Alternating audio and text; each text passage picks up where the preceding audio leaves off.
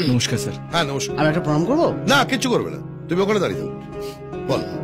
Sir আমি ব্যাংককে একটা ভালো চাকরি পেয়েছি, কিন্তু যাওয়ার জন্য পাসপোর্ট লাগবে।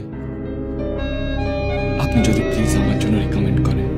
Passport impossible. তুমি যতটা সহজ ভাবছো ব্যাপারটা ততটা সহজ নয়। আর তাছাড়া একটা জেল ফেরত কয়েদির ক্ষেত্রে পাসপোর্ট পাওয়া যথেষ্ট কঠিন। স্যার পাসপোর্ট অফিসার তো আপনার বন্ধু, বললেই হয়ে যাবে। বলুন না বলুন না বলুন না। তাই তুমি জানলে কি করে? ওটা সোর্স লাগিয়ে বের করে ফেলেছি। না তোমার সোর্সটা ভালো, কিন্তু এক্ষেত্রে ওটা কোনো কাজে লাগবে না। আই এম সরি, আমি এ ব্যাপারে তোমাকে রেকমেন্ড করতে পারবো না। রিস্ক আছে।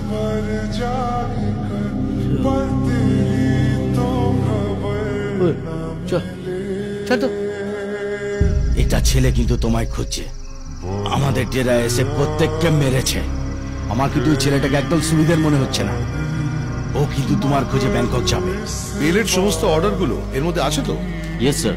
ঠিক আছে, এগুলো গাড়িতে রাখো। আমি নমস্কার স্যার। হ্যাঁ কি ব্যাপার? আমি তো কালকে বলে দিয়েছি। স্যার আমার পাসপোর্ট। পাসপোর্ট? একদিনের মধ্যে পাসপোর্ট করলে কি করে? মাল্লুয়া চাঁদ না আমাকে সব পাওয়া যায়। চুপ! এই পাসপোর্টটা আমি কাজে লাগিয়ে ব্যাংকক যেতে পারি, কিন্তু আমি এই জাল পাসপোর্টটা কাজে লাগাতে চাইছি না। এবার আপনি ঠিক করুন, আমি ভালো হব না খারাপ হব। না কিন্তু তুমি ব্যাংকক যেতে চাইছো কেন? একটা ভালো কাজের অফার পেয়েছি তাই। 12 বছর ধরে তোমাকে আমি দেখছি, তোমাকে আমি চিনি। এই 12 বছরে আমার জেলে একদিনের জন্য একটা মারপিটও হয়নি, অথচ প্রত্যেক দিনই কেউ না কেউ হাত ভেঙে, পা ভেঙে, মাথা ফাটিয়ে জেলের হাসপাতালে ভর্তি হয়েছে। আর জিজ্ঞেস করলেই বলেছে বাথরুমে পড়ে গেছে। আমাকেও কারা দপ্তরে রিপোর্ট পাঠাতে হয়েছে আমার এখানে সবটাই ভালো, খালি বাথরুম দেখা। বাথরুমে সবার প্রবলেম ছিল, কি গন্ধ মারি। হ্যাঁ গন্ধ।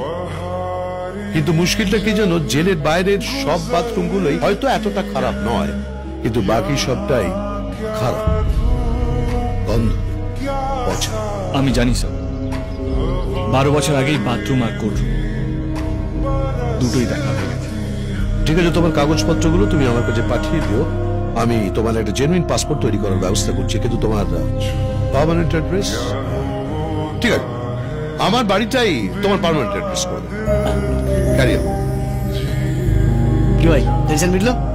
এবার একটু হাস।